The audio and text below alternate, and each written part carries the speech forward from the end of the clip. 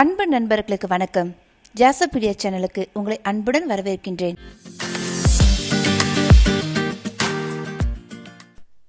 கல்லடி பட்டாலும் கண்ணடி படக்கூடாது அப்படின்னு சொல்லுவாங்க.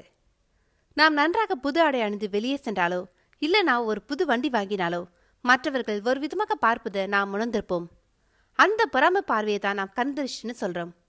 திடீர்னு ஏற்படும் தலைவலி, உடல் சோர்வு, வீணான சண்டை சச்சரவுகள் எல்லாவற்றுக்கும் காரணம் இந்த திருஷ்டிதான்னு பெரியவங்க சொல்வாங்க. அறிவியல் இதை முழுமையாக ஏற்றுக்கொள்ளாவிட்டாலும் உளவியல் ரீதியாக மற்றவர்களின் நெகட்டிவ் எனர்ஜி நம்மை பாதிக்கும் என்பது மறுக்க முடியாத உண்மை. இந்த எதிர்மறை ஆற்றலிலிருந்து நம்மை பாதுகாத்துக் கொள்ள பல நூற்றாண்டுகளாக பயன்படுத்தப்படும் 6 முக்கியமான பொருட்களை பற்றி பார்க்கலாம் வாங்க. அதுக்கு முன்னாடி என்னுடைய சேனலை நீங்கள் இதுவரை சப்ஸ்கிரைப் பண்ணலனா சப்ஸ்கிரைப் பண்ணிடுங்க. அப்படியே மறக்காம பக்கத்தில் அந்த பெல் ஐக்கானையும் ப்ரெஸ் பண்ணுங்க. அப்போ தான் நான் என்ன சொல்ல வரேன்றது உங்கள் காதுகளுக்கு வந்து சேரும். முதலாவது கல் உப்பு. பழங்காலம் முதலே கல் உப்புக்கு கெட்ட சக்திகளை ஈர்க்கும் தன்மை இருப்பதாக ஒரு நம்பிக்கை உண்டு. உங்கள் வீட்டில் யாருக்காவது திருஷ்டி பட்டுவிட்டது என்று தோன்றினால் உடனே ஒரு கைப்பிடி கல் உப்பை எடுத்துக்கொள்ளுங்கள். குடும்ப உறுப்பினர்களை கிழக்கு முகமாக அமர வைத்து தலையை சுற்றி வலது மற்றும் இடதுபுறமாக 3 முறை சுற்றி தண்ணீரில் கரைத்து விடுவது நம் ஊர் வழக்கம்.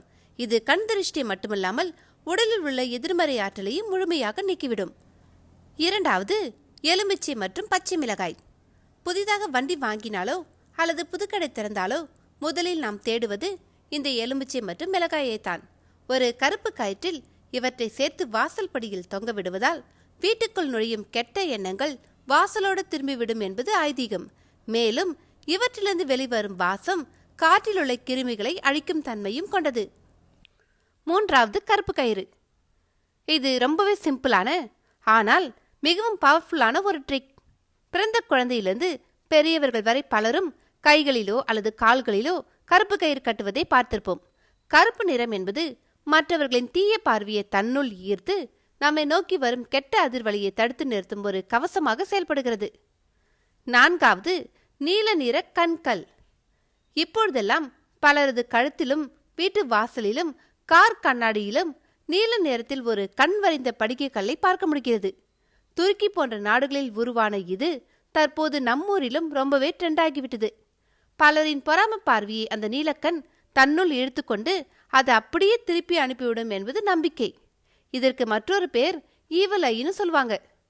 ஐந்தாவது படிகாரம். படிகார கல்ல ஒரு கருப்பு துணியில கட்டி வீட்டின் முன் தொங்க விடுவது ஒரு சிறப்பான பாரம்பரிய வழக்கம். வீட்டிற்கு வரும் நபர்களின் பொறாமை பார்வை இந்த கல்லின் மீது படும்பொழுது அது அந்த எண்ணங்களை ஈர்த்துக்கொள்ளும். திருஷ்டி அதிகமாக இருந்தால் ஒரு கட்டத்தில் படிகாரம் தானாகவே வெடித்து சிதறிவிடும் என்று பாட்டிகள் சொல்ல கேட்டிருப்போம். ஆறாவது கற்றாழை, அதாவது ஆலோவீரா. வாசல் படியில் முள் நிறைந்த கற்றாழையை வேரோட கட்டி தொங்க விடுவது பலரது வீடுகளில் இன்றும் நடக்கும் ஒரு விஷயம். இது பார்ப்பதற்கு சாதாரணமாக தோன்றினாலும் வீட்டை சுற்றி ஒரு பெரிய பாதுகாப்பு வளையத்தை உருவாக்குகிறது. கற்றாழை பல மாதங்கள் தண்ணீர் இல்லாமல் காற்றில் உள்ள ஈரப்பதத்தை உறிஞ்சி உயிர் வாழும் தன்மை கொண்டது. அதே போல வீட்டின் மீது விழும் கண் திருஷ்டியையும் இது முழுமையாக உறிஞ்சிவிடும். நம் முன்னோர்கள் காரணமில்லாமல் எதையும் செய்யவில்லை என்பதை புரிந்து கொண்டு நமது வீட்டின் நிம்மதிக்காக இந்த சின்ன சின்ன விஷயங்களை பின்பற்றுவதில் எந்த தவறும் இல்லை. எதிர்மறை எண்ணங்களை விலக்கி நேர்மறையாக நாம் வாழ்வோம். என்ன நண்பர்களே, இந்த பதிவு கேட்டிங்களா? இந்த கண் திருஷ்டி என்றது உண்மையா? அதை பற்றி நீங்கள் என்ன நினைக்கிறீங்கன்னு சொல்லிட்டு கமெண்ட் பாக்ஸில் கமெண்ட் பண்ணுங்கள். நான் என்னுடைய வீட்டில் இந்த கண் திருஷ்டிக்காக சில வழிமுறைகளை நானுமே பின்பற்றேன்.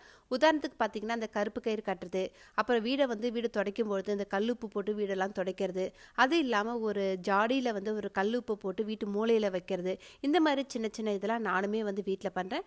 அந்த மாதிரி நீங்கள் ஏதாவது பண்ணுறீங்கன்னா கமெண்ட் பாக்ஸில் மென்ஷன் பண்ணுங்கள். லைக் பண்ணுங்கள், உங்கள் நண்பர்களுக்கும் ஷேர் பண்ணுங்கள். நன்றி, வணக்கம்.